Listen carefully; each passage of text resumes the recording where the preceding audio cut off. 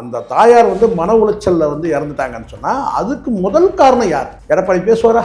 அது முதல் காரணமே வந்து சவுக்கு சங்கர் தான். நீங்கள் பல கோடி கொடுக்கலாம், ஒரு பெரிய சொத்துக்களை எழுதி வைக்கலாம், எல்லாத்தையும் கொடுத்துட்டு நிம்மதி இல்லாத பண்ணீங்கன்னா அம்மா தவறுனதுக்கு முழுக்க முழுக்க வந்து திமுக அரசு தான் காரணம், ரொம்ப அவங்க மன உளைச்சலுக்கு ஆளாக்குனதே திமுக தான் அப்படின்னு யார் சொன்னது? இல்ல எல்லாருமே சொல்லிக்கிட்டு இருக்காங்க. எல்லாருன்னா யாரு? இல்ல எடப்பாடி அவர்கள் சொல்றாங்களே, எதிர்க்கட்சி அரசியல்வாதிகள் பேசுறது அப்படிமா பேசுவாங்க.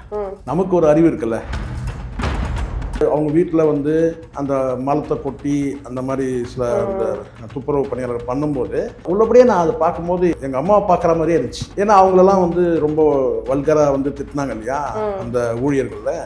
அதை பார்க்கும்போது உள்ளபடியே எனக்கு வந்து மனசு ரொம்ப கஷ்டமாக இருந்துச்சு. ஐயோ சார் என்னடா என்ன. அப்போ எனக்கு கோபம் யார் மேலே வந்ததுன்னு கேட்டிங்கன்னா அந்த மலத்தை கொட்டினவன் மேலே கோபம் வரல, சவுக்கு சங்கர் மேலே தான் கோபம் வந்துச்சு. இப்போ எடப்பாடி பழனிசாமி பொறுத்த வரைக்கும் இப்போ வந்து கேட்டிங்கன்னா வந்து வெறிப்பாடி பழனிசாமின்னு சொல்லலாம். திமுக அரசு மீது நீங்கள் குறை சொல்லணும்னு சொன்னால் எவ்வளோ விஷயங்களுக்கு நீங்கள் பேச முடியும். ஆனால் வந்து இது வந்து பார்த்தீங்கன்னா அந்த அம்மாவுக்கு மன உளைச்சல் ஆகிடுச்சு அப்படின்னு சொல்லக்கூடாது. அந்த சம்பவம் நடந்து கிட்டத்தட்ட 1 வருஷம் ஆகிடுச்சு. அதுக்கு பிறகு அந்த அம்மா வந்து ஒரு காணொலியில் வந்து பார்த்தீங்கன்னா மாலதி செல்லமாக முதுகில் தட்டுவாங்க, அதெல்லாம் நம்ம பார்த்துருக்கோம். மகிழ்ச்சியாக தான் இருந்தாங்க. இனிமேல் நான் வந்து சவுக்கு மீடியாவை நான் நடத்த மாட்டேன்னு சொல்லி க்ளோஸ் பண்ணிடுறேன், எங்கள் அம்மா தான் எனக்கு முக்கியம் அப்படின்னு சொன்ன நபர் ஆனாலும் இந்த சரங்கு பிடிச்ச கை சும்மா இருக்காதுல்ல, அந்த மாதிரி வந்து மீண்டும் மறுபடியும் வந்து பணிக்கு வந்தார். சரி, மீண்டும் நீங்கள் வர்றது பிரச்சனை இல்லை, அப்போயாவது ஒரு குறிப்பிட்ட இதில் வந்து ஒரு சுமூகமான ஒரு சூழலுக்கு வந்துட்டு கேட்டிங்கன்னா இனி நம்ம வந்து யாரும் சார்ந்தெல்லாம் இருக்க வேண்டாம், ஒரு பொதுவான செய்தியை மட்டும் நம்ம வெளியிட்டு போயிடுவோம். ஏன்னா காவல்துறையும் வந்து பார்த்தீங்கன்னா இவரை வந்து நசுக்கணும் முடக்கணுன்ற எண்ணம் கிடையாது. இவர் மீண்டும் மீண்டும் வந்து பார்த்தீங்கன்னா ஒரு குறிப்பிட்ட அதிகாரிகளை மையப்படுத்தியே இவருடைய பயணங்கள் இருந்தது. வலைதளத்தில் இருக்கக்கூடிய அந்த நட்பு வட்டாரங்கள், பார்வையாளர்கள், இவங்க எல்லாமே வந்து பார்த்தீங்கன்னா சிலந்தி வந்து தன் உமிழ்நீர் வந்து பார்த்தீங்கன்னா வலையை பின்னுது இல்லையா, அவ்வளோதான். அந்த வலைக்கு என்ன ஸ்ட்ரென்த்துன்றத யார் உணரணும்? அந்த சிலந்தி உணரணும். ஓ இந்த வலைக்கு இவ்வளோதான், அதில் வந்து ஒரு சின்ன பூச்சி வந்து ஒட்டிக்கும், அதை பிடிக்கலாம். ஒரு வண்டு வந்து அடிக்குதுன்னு வச்சுங்க, அந்த சிலந்தியை காட்டிலும் பெரிய அளவில் இருக்கிற ஒரு வண்டு வந்து ஒரு அடிக்குதுன்னு வச்சுங்க, அந்த வலை சின்ன பின்னமாயிடும். நிம்மதி ப்ராப்பர்ட்டி மேனேஜ்மெண்ட், உங்கள் பழைய வீட்டை புதிய வீடாக மாற்றலாம் வாங்க. வாய்ஸ் ஆஃப் தமிழ்நாடு நேயர்களுக்கு வணக்கம். இன்று நம்மோட சிறப்பு நேர்காணல்ல மூத்த பத்திரிகையாளர் சேவராஜ் ஜெய்சங்கர் இருக்காங்க, வாங்க பேசலாம். வணக்கம். வணக்கம். வணக்கம். தமிழ் புத்தாண்டு வாழ்த்துக்கள் சார். நன்றிம்மா. சமீபத்தில் வந்து சவுக்கு சங்கர் அவங்களை வந்து அரெஸ்ட் பண்ணிட்டாங்க. இப்போதான் அவரே வெளியில வந்து கொஞ்சம் வீடியோ போட்டு தெரிஞ்சாரு, திருப்பியும் அவரை அரெஸ்ட் பண்ணிட்டாங்க. அந்த வகையில் அவங்க அம்மா வந்து தவறிட்டாங்க, அதை எப்படி பாக்குறீங்க நீங்க? அது வந்து அம்மா தவறுனதுக்கு முழுக்க முழுக்க வந்து திமுக அரசு தான் காரணம், ரொம்ப அவங்க மன உளைச்சலுக்கு ஆளாக்குனதே திமுக தான் அப்படின்னு யார் சொன்னது? இல்ல எல்லாருமே சொல்லிக்கிட்டு இருக்காங்க. எல்லாருன்னா யாரு? எல்லாரும் தான் எப்படிமா தமிழ்நாடே சொல்லுது? இல்ல எடப்பாடி அவர்கள் சொல்றாங்களே, எதிர்க்கட்சி. பாருங்க, அரசியல்வாதிகள் பேசுறது அப்படிதான் பேசுவாங்க. நமக்கு ஒரு அறிவு இருக்குல்ல, நம்ம எல்லாத்தையும் நம்ம 6 அறிவுக்கு உட்படுத்தி தானே நம்ம பார்க்குறோம். ஓ அந்த அம்மா இறந்தது உள்ளபடியே வந்து பார்த்திங்கன்னா நான் இரங்கல் தெரிவிக்கிறேன், உள்ளபடியே வருத்தப்படுறேன், மனக்கஷ்டம் உண்மை மனசு. நேற்று அந்த செய்தி கேட்டோன்னே அவங்களுக்கு நமக்கு என்ன இருக்குது? அவங்களுக்கு நமக்கு எந்த ரத்த உறவு இருக்கா? ஒன்றுமே கிடையாது. அவங்க யாரோ நம்ம யாரோ தான். ஆனால் கடந்த காலத்தில் நம்ம கூர்ந்து கவனிச்சுட்டு வரும்போது பார்த்தீங்கன்னா உள்ளபடியே எனக்கு வந்து பார்த்தீங்கன்னா மனசு வந்து பார்த்தீங்கன்னா ஐயோ அப்படின்ற அந்த வந்துச்சு. காரணம் என்னென்னா அந்த அவங்க வீட்டில் வந்து அந்த மலத்தை கொட்டி அந்த மாதிரி சில அந்த துப்புரவு பணியாளர்கள் பண்ணும்போது உள்ளபடியே நான் அதை பார்க்கும்போது எங்கள் அம்மாவை பார்க்குற மாதிரியே இருந்துச்சு அந்த இடத்துல. அந்த அம்மா பார்க்கும்போது உள்ளபடியே வந்து ஏன்னா அவங்களெல்லாம் வந்து ரொம்ப வல்கராக வந்து திட்டினாங்க இல்லையா அந்த ஊழியர்களில். அதை பார்க்கும்போது உள்ளபடியே எனக்கு வந்து மனசு ரொம்ப கஷ்டமாக இருந்துச்சு. ஐயோ சே என்னடா என்ன. அப்போ எனக்கு கோபம் யார் மேலே வந்ததுன்னு கேட்டிங்கன்னா அந்த மலத்தை கொட்டினவன் மேலே கோபம் வரல, சவுக்கு சங்கர் மேலே தான் கோபம் வந்துச்சு.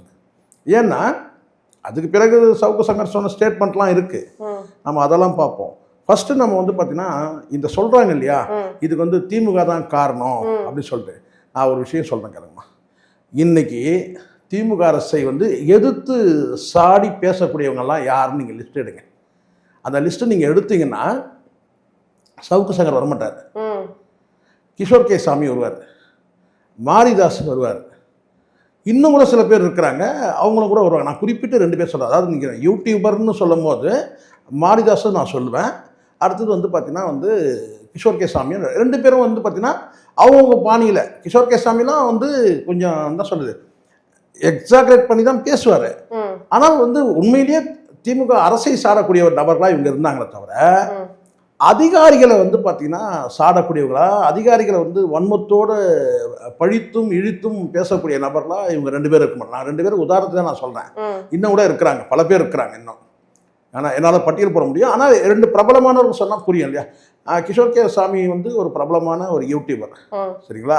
ஆனால் ஜேர்னலிசம் படிச்சுட்டு வந்தாங்களான்னா அதெல்லாம் கிடையாது. நான் கூட சொல்கிறேன், எல்லாரும் இங்கே வந்து ஜேர்னலிசம் வந்து பார்த்தீங்கன்னா அடிப்படை கல்வியோடு வந்தவங்க ரொம்ப ரொம்ப சொற்பமாக இருக்கிறாங்க. ம். அனுபவத்தில் வந்தவங்க தான் நிறைய பேர். அப்படி இருக்கும்போது இந்த டிஜிட்டல் மீடியாவில் யூடியூப்பில் வந்து பயணிக்கிற நபர்கள் 2 அந்த 2 வந்துன்னா திமுக அரசை மட்டுமே சாடக்கூடியவர்கள். நல்லா புரிஞ்சுக்கணும்.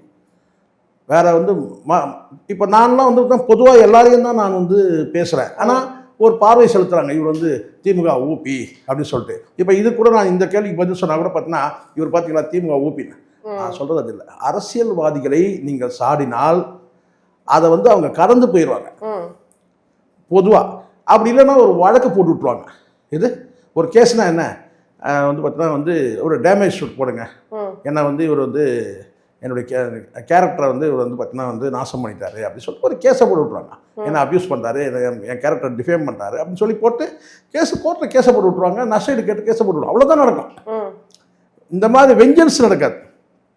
ஆனால் அதை தாண்டி நீங்கள் அதிகாரிகள்கிட்ட நீங்கள் தாக்குதல் கொடுக்குறீங்க, அதிகாரிகளை குறிப்பிட்டாங்க, அந்த தாக்குதல் கூட வன்மம் இல்லாமல் நல்லா புரிஞ்சுக்கணும். இந்த வீடியோ பார்க்குறவங்க யாரும் வந்து சவுக்கு சங்கருக்கு எதிராக பேசுகிறாரு, திமுக ஆட்சிக்கு ஆதரவாக பேசுகிறாரு, எடப்பாடிக்கு எதிராக பேசுகிறாரு அப்படின்னு தயவுசெய்து யாரும் அந்த எண்ணத்தில் வராதிங்க. நான் நியூட்ரல்ன்றது தாண்டி நியாயப்பறையில் நான் பேசுகிறேன். நீங்கள் அதிகாரிகளே நீங்கள் சாடினால் கூட அந்த அதிகாரிகளை சாடும்போது கூட பார்த்தீங்கன்னா வன்மம் இருக்கக்கூடாது. தனிப்பட்ட வன்மமோ தனிநபர் கேலியோ கிண்டலோ இல்லாமல் இந்த அதிகாரி இந்த ஊழல் பண்ணியிருக்கிறார் அவ்வளோ. ஆனால் அதையாவது செஞ்சீங்கன்னா அதை விட ஒரு சவுக்கு சங்க செய்யலை. எல்லாமே வந்து தனிநபர் தாக்குதல், தனிநபர் அந்த குறிப்பிட்ட ஒரு அதிகாரி மீதான வன்மம் இதெல்லாம் பண்ணுறாரு. சரி, ரைட். இப்போ நீங்கள் சொன்னால் அந்த கேள்வி வந்துடும். எடப்பாடி வந்து சொல்கிறாரு அவங்க வந்து மலத்தை கொட்டி அதை பண்ணிட்டாங்க இதை பண்ணிட்டாங்கன்னு சொல்லி சொல்கிறாரு. அது மன உளைச்சல் சொல்லி அந்த சம்பவம் நடந்து கிட்டத்தட்ட ஏறக்குறைய 1 வருஷம் இருக்கும்னு நினைக்கிறேன் அந்த சம்பவம் நடந்து. அதுக்கு பிறகு வந்து பார்த்தீங்கன்னா அவர் அந்த காணொலிலாம் பார்த்துருக்கோம். எடப்பாடி பழனிசாமி பொறுத்த வரைக்கும் இப்போ வந்து கேட்டிங்கன்னா வந்து வெறிப்பாடி பழனிசாமின்னு சொல்லலாம். திமுக அரசு மீது நீங்கள் குறை சொல்லணும்னு சொன்னால் எவ்வளோ விஷயங்களுக்கு நீங்கள் பேச முடியும்.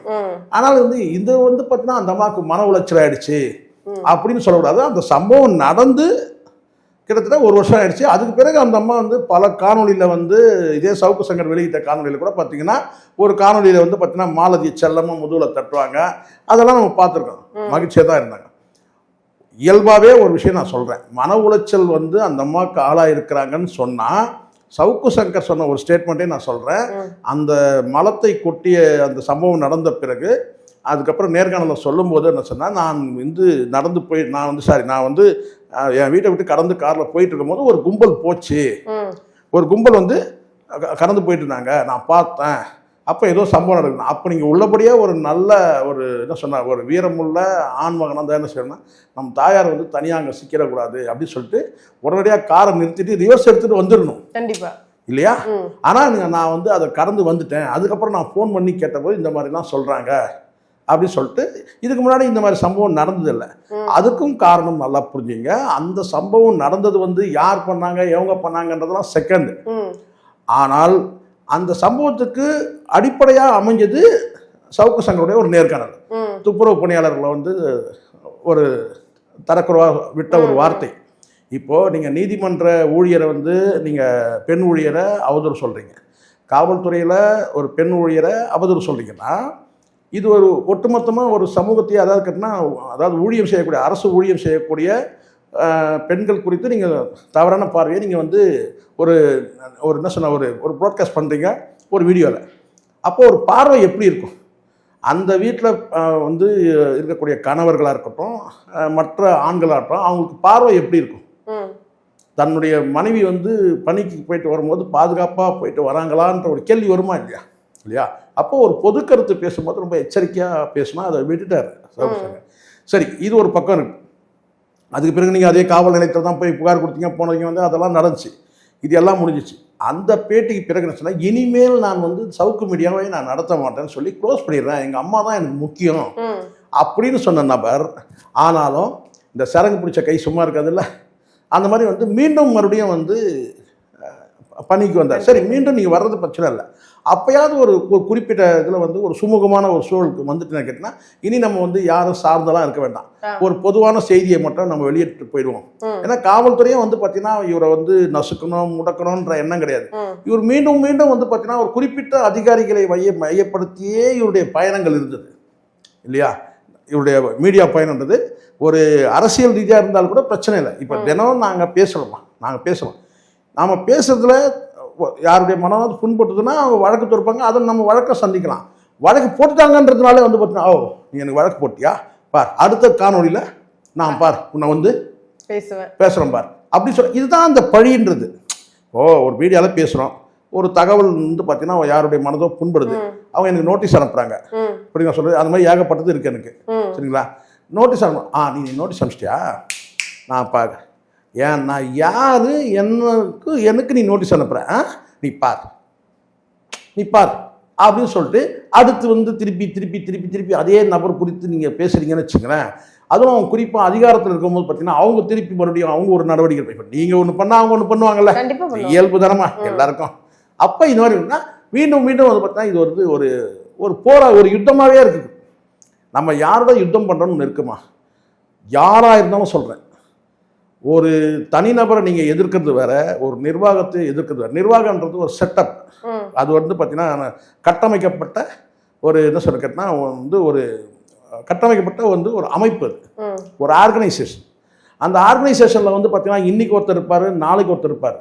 ஆனால் நீங்கள் அந்த ஆர்கனைசேஷனை வந்து யார் மேனேஜ் பண்ணுறாங்களோ அவங்கள குறி வச்சு நீங்கள் அடிக்கிறீங்கன்னு வச்சுக்கோங்களேன், அப்போ அவங்க பதில் தாக்குதல் கொடுக்கும்போது நீங்கள் தாங்க முடியாது. ஏன்னா அவங்க ஆர்கனைசேஷனை வச்சு அடிக்கிறாங்க, தனிநபர் அடிக்கலை. ஆர்கனைசேஷன் வச்சு அடிக்கும் போது நீங்கள் வந்து தாங்க முடியாது. ஒரு சில கருத்துக்கள் நம்ம வெளியிடுறோம், அந்த கருத்துக்கள் வந்து பார்த்தீங்கன்னா அவங்களுக்கு வந்து பார்த்தீங்கன்னா காயத்தை ஏற்படுத்துது, அவங்க ஒரு பதில் தாக்கணும்னா அந்த அந்த அந்த பிரச்சனை என்னவோ அதை மட்டும் நீங்கள் முடிச்சுக்கணும். அது நீதிமன்றத்தில் வழக்கு தொடுக்கிறாங்கன்னா அப்போ அதோட நீங்கள் வந்து போயிடும். நீ என்ன இப்போ பண்ணுறியா, இப்போ பாரு நான் உன்னை பாரு எப்படி பண்ணுற பாரு, இப்படி மாற்றி பண்ணும்போது தான் ஒரு கட்டத்தில் வந்து ஒரு என்ன சொல்கிறது, இது வந்து இவங்களுக்குள்ள இது தனிப்பட்ட பிரச்சனைப்பா, காவல்துறைக்கும் சவுக்கு சங்கருக்கும் இது தனிப்பட்ட பிரச்சனை ஏதோ இருக்குது அப்படியாயிருது. இங்கே உச்சி கொட்டுறவன் பாராட்டுறவன் வந்து ஆஹா ஓகோன்னு சொல்கிறவன் அண்ணா வாழ்கன்னு சொல்கிறவன் இவெல்லாம் வீவர்ஸ் மத்தியில் வருவான், புரியுதா சொல்கிறது, அவெல்லாம் வந்து பார்த்தீங்கன்னா உங்களுக்கு வந்து ஒரு ப்ரொடெக்ஷனாக வந்துடுவான், பாதுகாப்பாக வந்துடுவான்னா நீங்கள் நினைக்கக்கூடாது. அது எப்படி சிலந்தி எப்படி தன்னுடைய உமிழ்நீரில் வந்து பார்த்தீங்கன்னா வலையை பின்னிக்கிட்டோ அப்படி தான் அந்த வலையால் வந்து பார்த்தீங்கன்னா அது வந்து பார்த்தீங்கன்னா அந்தந்த நேரத்துக்கு ஒரு உணவு வேணால் கிடைக்கும். அப்படி தான் நம்ம இந்த வீவர்ஸ் அப்படி தான் பார்க்கணும். ஆனால் அந்த வீவர்ஸ்லாம் வந்து நம்மளை வந்து காப்பாற்றிடுவாங்க அப்படின்னு நினைக்கக்கூடாது. இன்றைக்கி அந்த வீவர்ஸ் 1 லட்சம் வீவர்ஸ் 5 லட்சம் வீவர்ஸ் எங்கே போனாங்க, ஸ்ப்ளிட் ஆகிட்டாங்க. அவங்க அடுத்த என்டர்டைன்மெண்ட் போயிட்டாங்க, அடுத்த வீடியோஸை பார்க்க போயிட்டாங்க. இப்போ நாளைக்கு சவுக்கு சங்கர் வந்து வீடியோ போட்டாருன்னா அதை ஒரு 2 லட்சம் பேர் பார்ப்பாங்க. அதுக்கப்புறம் என்ன செய்வாங்க, ஜெயிலுக்கு போயிட்டா அந்த வீவர்ஸ் வேறு யாருன்னா பார்க்க போயிடுவாங்க, சும்மா இருக்க மாட்டான். ஐயோ இன்னைக்கு இனிமேல் நான் வீட்டு சவுக்கு சங்கர் வந்து சிறைக்கு போயிட்டார், இனிமேல் நான் வந்து எந்த வீடியோவும் நான் பார்க்க மாட்டேன் நான் சொல்ல போகிறேன், அப்படி கிடையாது. அப்போ புரியுதுங்களா, இந்த வலைதளத்தில் இருக்கக்கூடிய அந்த நட்பு வட்டாரங்கள் பார்வையாளர்கள் இவங்க எல்லாமே வந்து பார்த்தீங்கன்னா சிலந்தி வந்து தன் உமிழ்நீரில் வந்து பார்த்தீங்கன்னா வலையை பின்னுது இல்லையா, அவ்வளோதான். அந்த வலைக்கு என்ன ஸ்ட்ரென்த்துன்றத யார் உணரணும், அந்த சிலந்தி உணரணும். இந்த வலைக்கு இவ்வளோதான், அதில் வந்து ஒரு சின்ன பூச்சி வந்து ஒட்டிக்கும், அதை பிடிக்கலாம். ஒரு வண்டு வந்து அடிக்குதுன்னு வச்சுங்க, அந்த சிலந்தியை காட்டிலும் பெரிய அளவில் இருக்கிற ஒரு வண்டு வந்து ஒரு அடி அடிக்குதுன்னு வச்சுங்க, அந்த வலை சின்ன பின்னமாயிடும். அதுதான் இன்னைக்கு சவுக்கு சங்கர் நடந்திருக்கு.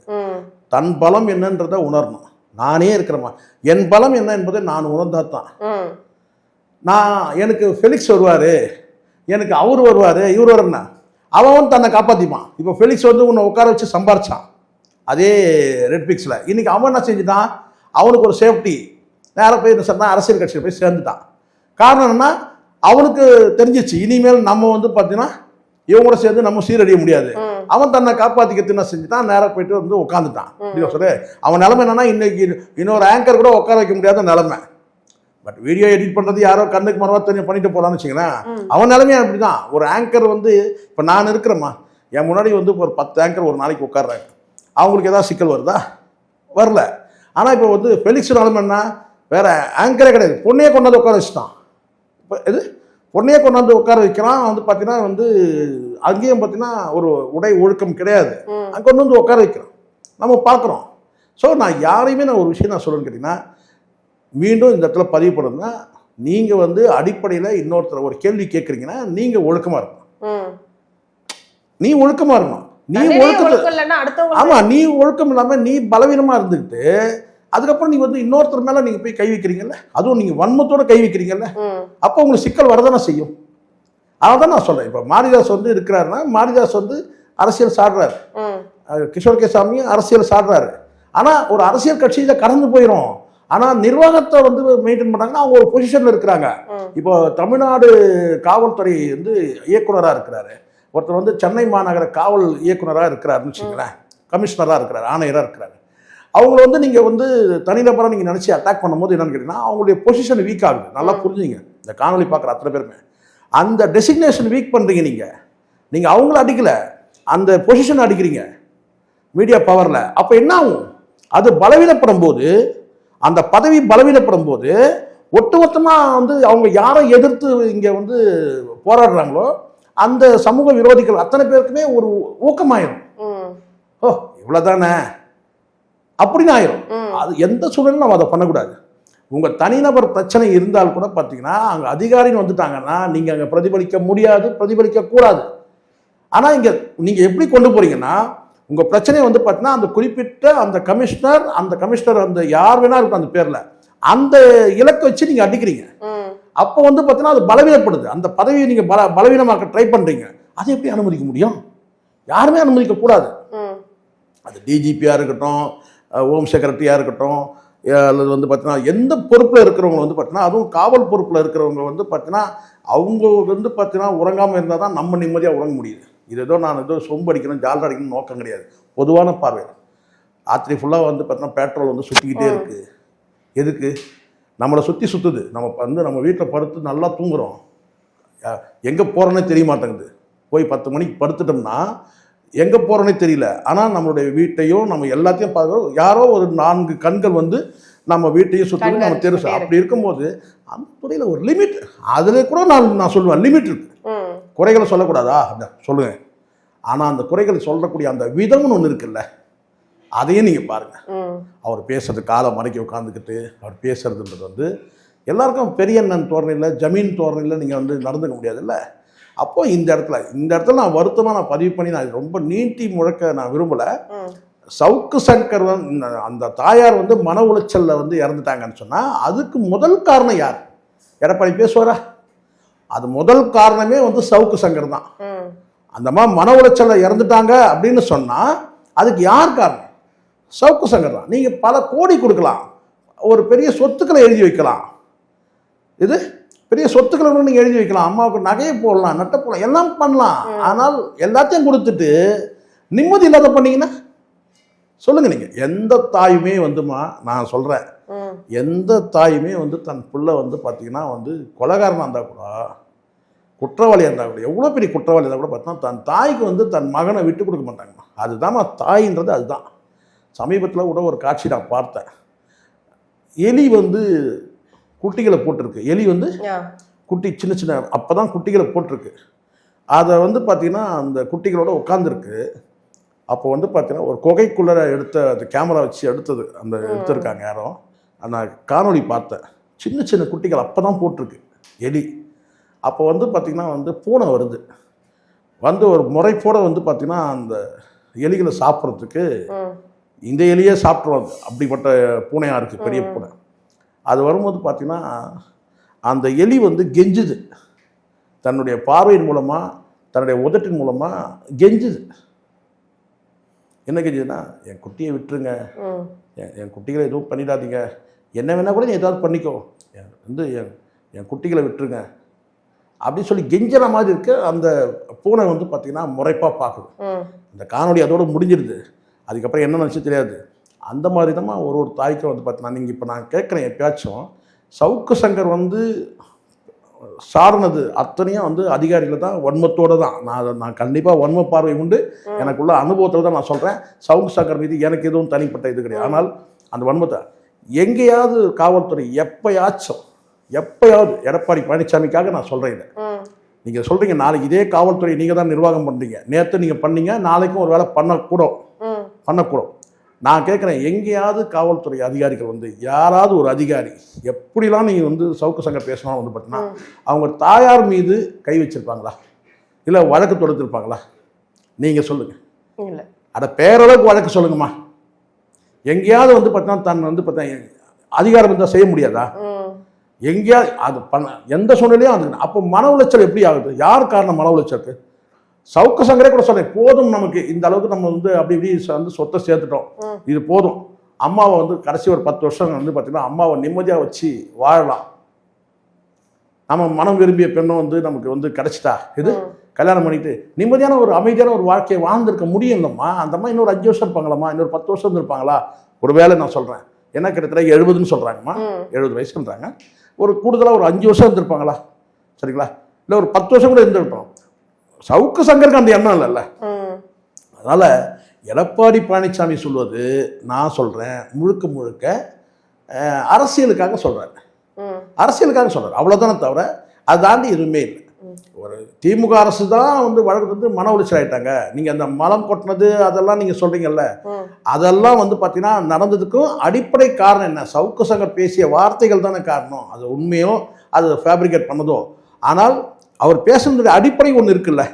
நீங்கள் வந்து நீதிமன்ற பெண் ஊழியரை நீங்கள் தரக்குறைவாக பேசுகிறீங்க, அது வந்து பார்த்தீங்கன்னா வந்து நீதிமன்றமே வந்து பார்த்தீங்கன்னா கண்டிக்குது. அப்போது நீங்கள் மாறலை. அதுக்கப்புறம் நீங்கள் அடுத்தடுத்து நீங்கள் நான் வந்து காவல்துறை ஊழியர்களும் நீங்கள் வந்து பேசுகிறீங்க. அதுக்கு பிறகு நீங்கள் வந்து பார்த்தீங்கன்னா வந்து துப்புரவு பணியெல்லாம் பேசுகிறீங்க. அப்போ நீங்கள் எல்லை இல்லாமல் நீங்கள் போயிட்டே இருக்கிறீங்களா? இப்போ அடிப்படை யார் காரணம்? சவுக்கு சங்கர் தான் காரணம். அவர் எடப்பாடி பழனிசாமி சொல்கிற மாதிரி சவுக்கு சங்கர் அவங்க அம்மாவுக்கு வந்து மன உளைச்சல் ஏற்பட்டுருக்குன்னா அந்த மன உளைச்சலுக்கு யார் காரணம்? அடிப்படையில் யார் காரணம்? சவுக்கு சங்கர் தான் காரணம். ஸோ அதனால் வந்து அரசியல்வாதிகள் அரசியலுக்காக பேசுறது நம்ம பேச முடியாது. அப்படி வந்து உள்ளபடியே வந்து திமுக அரசு தான் கேட்டால் பழிவாங்க நடவடிக்கை எடுக்குன்னா இந்நேரம் கிஷோர் கே சாமி உள்ளே இருப்பார், இவர் மாரிதாஸ் உள்ளே இருப்பார், இன்னும் பல பேர் இருக்கிறாங்க. ஏன் நானே கூட சில இடங்களில் பேசியிருக்கிறேன். அப்படி நான் சொல்கிறேன். அதனால் இதெல்லாம் வந்து அரசியலுக்காக பேசக்கூடாது. எடப்பாடி பழனிசாமி நாளைக்கு ரூலிங் வந்தாலும் இதே போலீஸ் தான், சரிங்களா? அப்போ நீங்கள் சரின்னு சொல்லிடுவீங்களா? சவுக்கு சங்கர் இஸ் பெஸ்ட் அப்படின்னு கிடையாது. இல்லை, வன்மத்தோடு பேசக்கூடாது, அவ்வளோதான்.